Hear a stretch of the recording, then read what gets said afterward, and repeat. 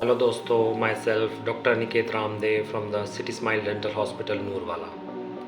सो friends, आज हम बात करेंगे इम्पैक्टेड थर्ड मोलर सर्जरी के बारे में, यानी कि अक्कल जाड़ को निकालना। अक्कल जाड़ हम सब लोगों के नॉर्मली जो है 18 साल की उम्र में, 18 साल की उम्र कह लो या 18 साल की से ज़्यादा उम्र में थर्ड मोलर्स हमारे निकलने शुरू हो जाते हैं। दो जाड़ें तो सबकी होती हैं, लेकिन जो तीसरी जिसे हम अक्कल जाड़ बोलते हैं वो 18 साल के बाद में कभी भी निकल सकती है। किसी की 20 में निकलते, किसी की 25 में, 30 में, 45 तक में हमने पेशेंट्स देखे हैं जिनकी 40 से 45 साल की उम्र में भी थर्ड मोलर्स निकल रहे हैं। सो सबसे पहला पॉइंट हम बात करेंगे पेरिकॉर्नाइटिस के बारे में। What is pericoronitis? Basically pericoronitis क्या है? जो हमारा थर्ड मोलर होता है ना, जो तीसरी अक्कल जाड़ होती है, वो तीसरी अक्कल जाड़ को निकलने की जगह नहीं होती। अब हमारी दो जाड़ें तो आ गई, जो तीसरी जाड़ निकलेगी ना वो क्या करेगी, पिछले जो मांस को है उसको फाड़ के निकलेगी। अब वो क्या होगा, जब उसको फाड़ के निकलेगी तो पीछे एक मांस का एक फ्लैप सा बन जाएगा।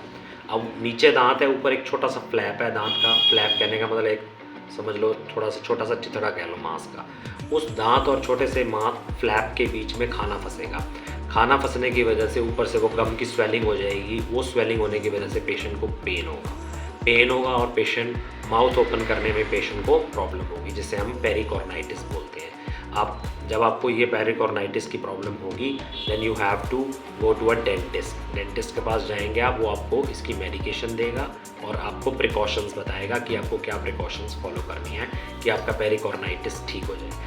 अगर इन केस पेरिकॉर्नाइटिस बार बार रीअकर कर रहा है, बार बार आपको पेरिकॉर्नाइटिस की प्रॉब्लम हो रही है, यानी कि आप बार बार आपका मसूड़ा सूज रहा है, तो उसके लिए या तो वो शुरू में तो मेडिकेशन देंगे।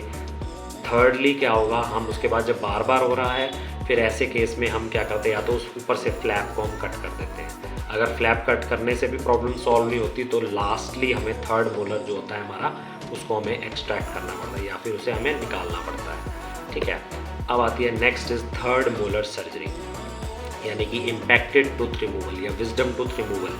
जो हमारी अक्कल जाड़ होती है उसे हमें एक्सट्रैक्ट करने के लिए हमें सर्जरी करनी पड़ती है।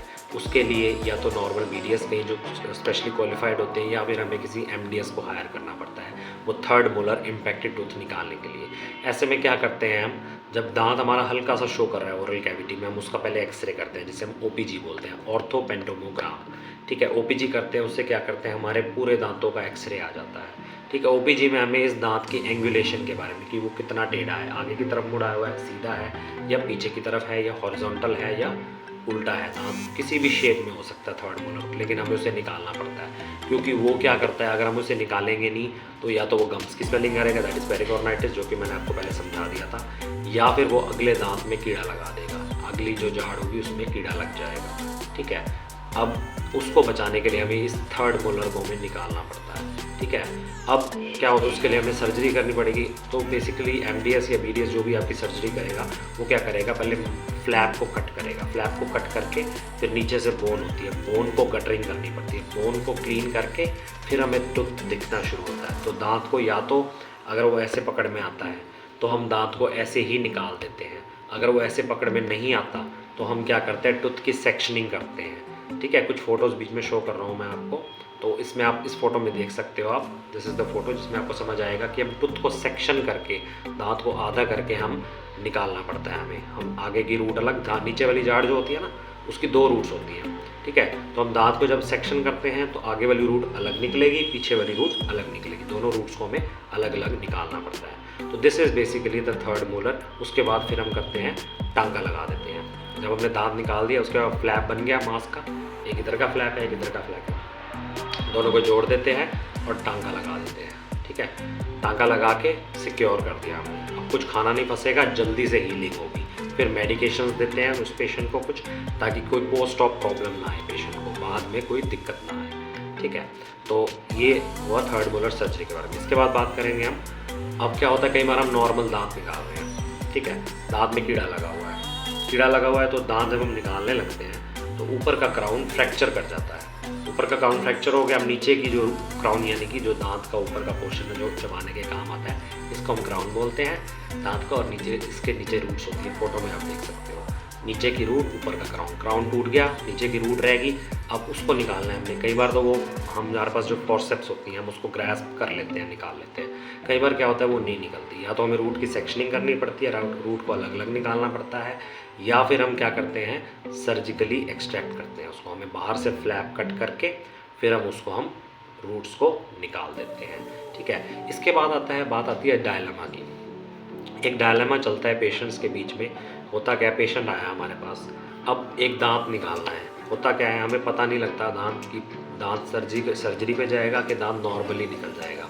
तो हम क्या करते हैं, हम या तो हमारे पास 3-4 चीज़ होती है, या तो हम एक्सरे करते हैं पेशेंट का। एक्सरे करके हम दांत को हम चेक करेंगे कि ये सर्जिकली निकलेगा कि नॉर्मली दांत हमारा ऐसे ही एक्सट्रैक्ट हो जाएगा। कई बार हमें उससे भी पता नहीं लगता, जब हम निकालने लगते हैं तब दांत की स्ट्रेंथ होती है बहुत ज़्यादा। तो उसमें क्या होता है कि अगर कीड़ा लगा हुआ है, दांत की स्ट्रेंथ बहुत ज़्यादा है, रूट्स इतनी बहुत मजबूती से जमा है, तो ऊपर का क्राउन फ्रैक्चर होना ही होना है। फिर ऐसे केस में हमें सर्जरी करनी पड़ती है। तो दिस इज़ अ डायलेमा। ये एक असमंजस रहती है कि ये दांत सर्जरी पे जाएगा कि ये दांत नॉर्मली एक्सट्रैक्ट हो जाएगा।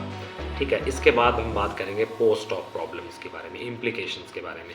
कई बार हम थर्ड मोलर निकालते हैं या कलजाड़ निकालते हैं या उससे आगे वाला दांत निकालते हैं, तो पेशेंट को यहाँ पे सुनपन महसूस होता है। तो वो क्या होता है, बेसिकली नीचे हमारी नस होती है, वो नस के साथ दांत की रूट्स होती हैं। वो नस कहीं ना कहीं जब हम उसको निकालते हैं दांत को, तो कहीं ना कहीं नस को डैमेज होने की वजह से हमारे यहाँ सुनपन आ जाता है, जिसे हम पैरास्थीसिया कहते हैं। हम नेट पर सर्च कर सकते हो इसके बारे में।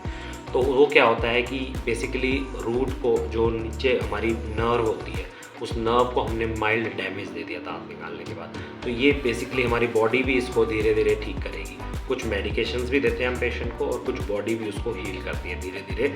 वो जो नर्व को डैमेज होता है वो धीरे धीरे हील कर जाता है। इसके बाद इम्प्लीकेशन आती है, हमने दांत निकाला तो स्वेलिंग हो जाएगी। ठीक है, लेकिन पेशेंट को ये समझना पड़ेगा कि थर्ड मोलर की सर्जरी के बाद स्वेलिंग होनी है। जैसे किसी को हमने मुक्का मारा, हिट किया, तो वो स्वेल कर जाता है। वैसे ही यही है कि हम बोन को ट्रॉमा देते हैं, वो तो बोन स्वेल कर जाएगा। इसीलिए ये एक नॉर्मल है कि स्वेलिंग होगी, कोई सेका नहीं करना। ये धीरे धीरे विद इन अ वीक वो स्वेलिंग ख़त्म हो जाएगी। ठीक है, फिर आती है पेन की बात। पेन के लिए हम पेशेंट को हम इंजेक्शंस दे सकते हैं, पेन किलर के मेडिकेशंस देते हैं जिससे कि पेन ना हो पेशेंट को।